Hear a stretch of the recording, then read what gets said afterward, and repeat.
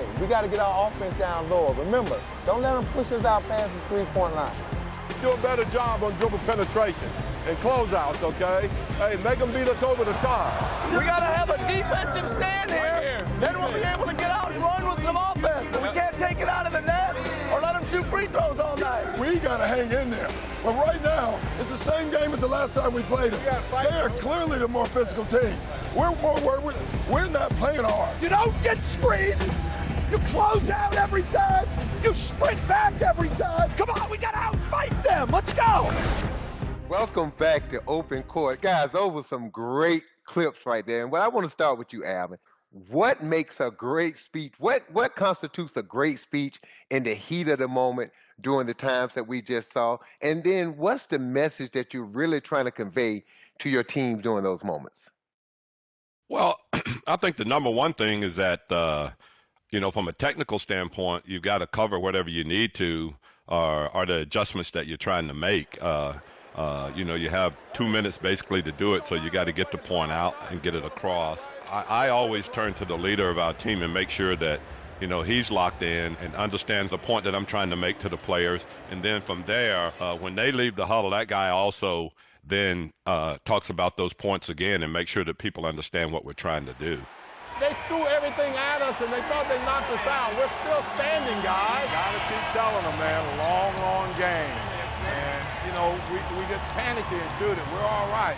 And, Doc, in those moments right there, is it more so trying to make sure that everyone's on the same page, or are you trying to light a fire under those guys? Well, I think the first thing you have to do is get to the truth. Like, when you come in a huddle, you got to get to the truth quickly. And you got to deliver the message in the way they can hear it. All they're doing is playing more physical, faster, and tougher. Let's get back to our spacing and go from option to option. You don't have it, move it. Drive it, move it. Delivery is so important sometimes. And so for me, if it's a motivational speech in the middle of the game, you're probably in a lot of trouble.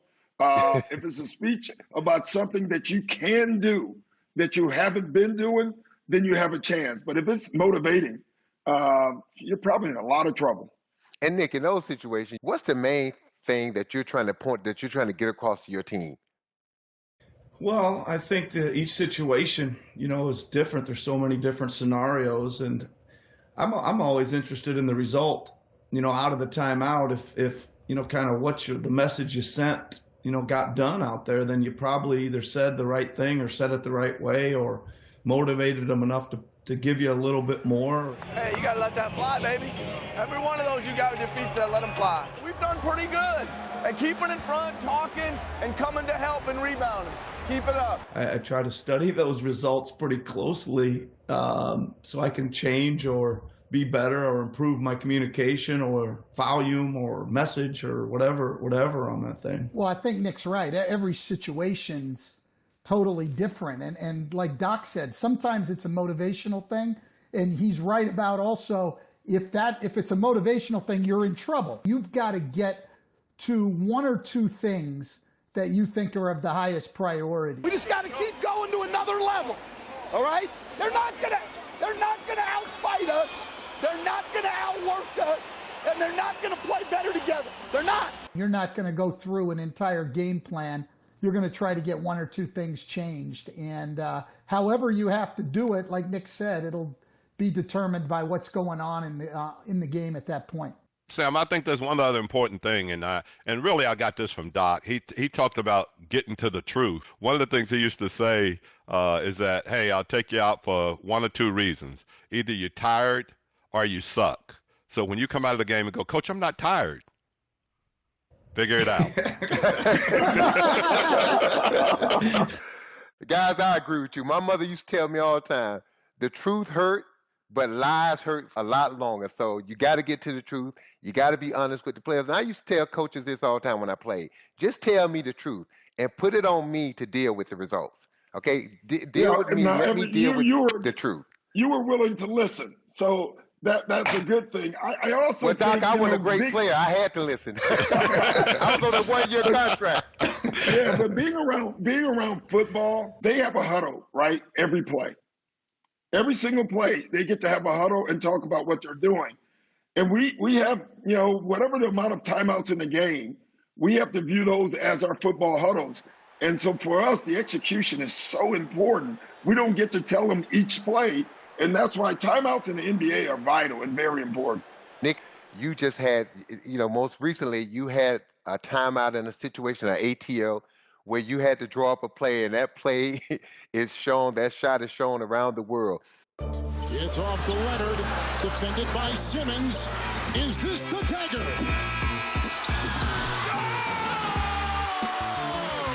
Game! Series!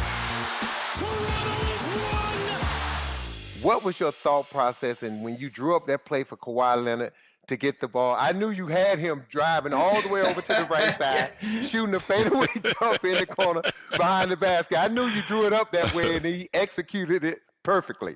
Yeah, that's it. You just answered the question. A great ATO play ends up going through the basket. You don't care how it goes in.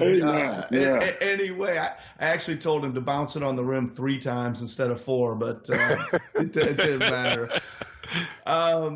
Seriously, answering it, that was a little bit of a tricky one. I mean, it was something we'd run before. We ran a similar play during the Magic series, and I ended up just shooting the ball.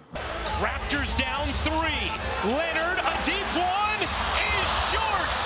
I just remember that moment, and he drew up the play again tonight, knowing that I had time to at least pump fake or take a dribble, end up getting a soft touch and going in.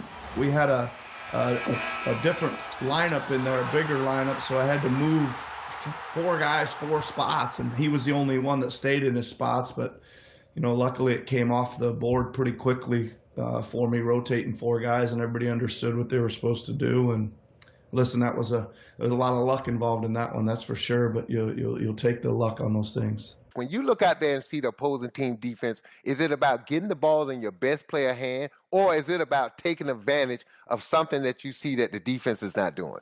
I think it depends on the game, honestly, Sam. But I always try to do multiple options, spacing, and then best player in his spot.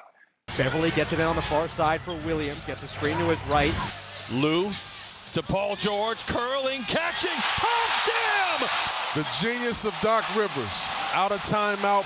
What a play right there drawn up by Doc Rivers. Then the trust factor comes in. Like, at the end of the day, if you do all those things and they take it away, you got to hope that your player trusts his other teammates and look for second and third options. I think it's very important. But at the end of the day, if the ball goes in, it's a great play.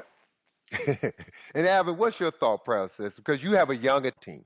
Doc and Nick makes a good point. When you got a great player, you put it in his hands and you have him try to make the play. We're trying to develop that here in New Orleans with the team that we have, and I think it's really important that you have trust in people. We try not to take timeouts to give the opponents a chance to set their defense. The way the scouting is in our league nowadays, they know just about everything and every option that you have on a play.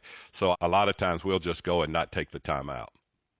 And Coach Dan, I want to get your perspective. What do you do in a situation where you need a 3? Well, I think number one, especially when I need a 3, I agree with Alvin totally. If we've got time on the clock, we're going to try to keep it on the floor.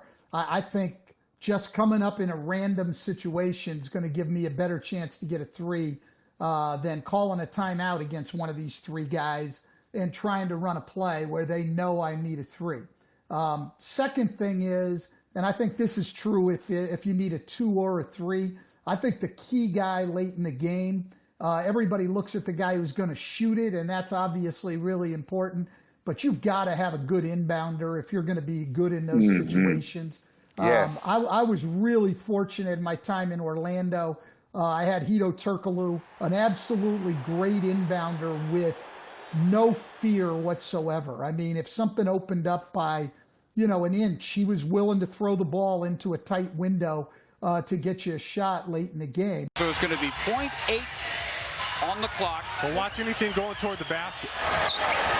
They lob it up high. Howard! Oh, man! You gotta be kidding me! You gotta be kidding me! You couldn't place it up there any better than that pass. And guys, I'm going to add to that. The late, great Flip Saunders, who I played for the latter part of my years playing when I was starting to amass those DNPCDs. We were in a game, and I had not played a minute. Flip called a timeout. It was the last play of a game, and he put me in the game. And what I realized at that moment and what he told me was, don't think you're just going in the game. This play has no chance of working unless you can complete the pass, a good pass to the person we're drawing the play up for. Minnesota has not hit a three all night. Mitchell, here comes Seeley, a three. He got it! Minnesota wins! Minnesota wins! An incredible, improbable, unbelievable shot! Man, this was a hard-fought game. You know, the funny thing about the play is originally they had me taking the ball out, and I just told him at the last second, let Sam do it because he'd been sitting on the bench, and I was able to get a good look at it, and I just let it fly. Me inbounding that pass, throwing a perfect pass to Malik Sealy at the time who made that shot was just as important as Malik making that shot, because if I give him a bad pass, none of that has a chance to happen.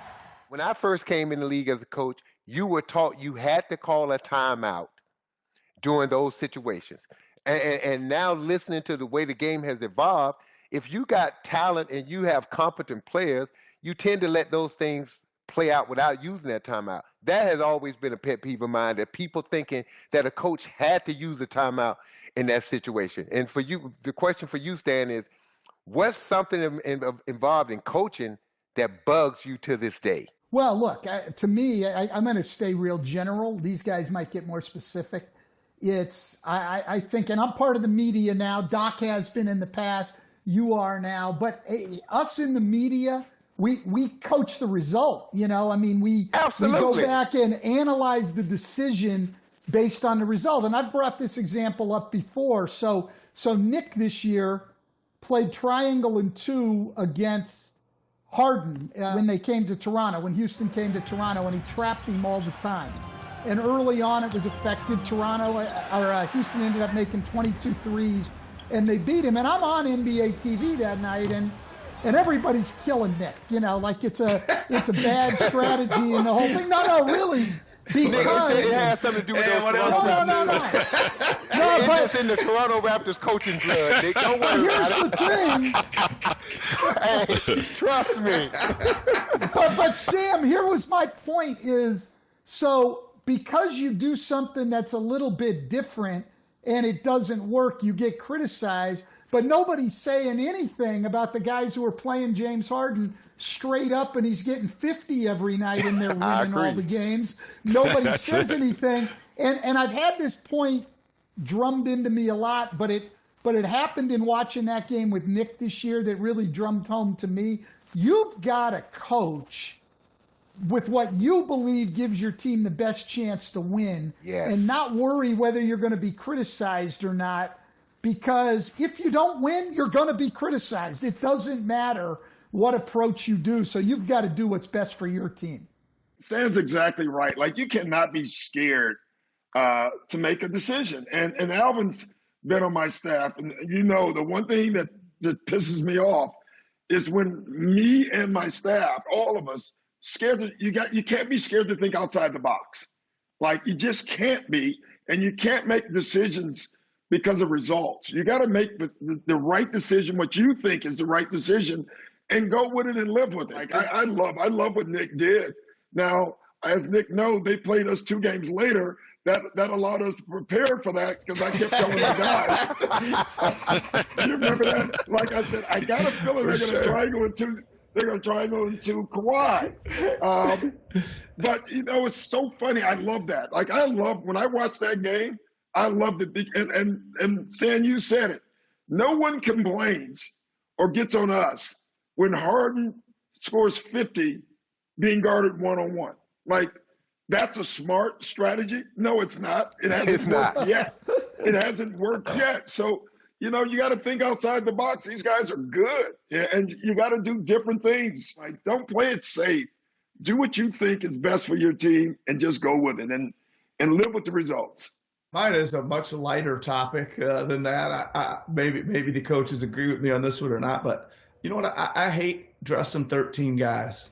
When I've got two or three or four guys that are healthy, and they have to sit there in their street clothes, I really don't understand why, if they're there, that they can't go out there. I think those guys, man, they work hard every day. They're going up and down from the G League and stuff, and they get to get out there in an NBA game, NBA arena, go through warm-ups, and who knows, the game gets one way or the other. They get a chance to get out there and play some minutes, which we always like to see them do on an NBA court. Nick, that's a great point. Great point. You know, it's not only that, but every game we have to go in the locker room and tell two guys who are working their butt off, hey, tonight you got to wear street clothes, and they're healthy. So to me, I've been fighting that, as you know, Nick, on the competition committee. I'm no longer on it, but I've been fighting that for 5 years. I think it's good for the game, and it's definitely good for coaches.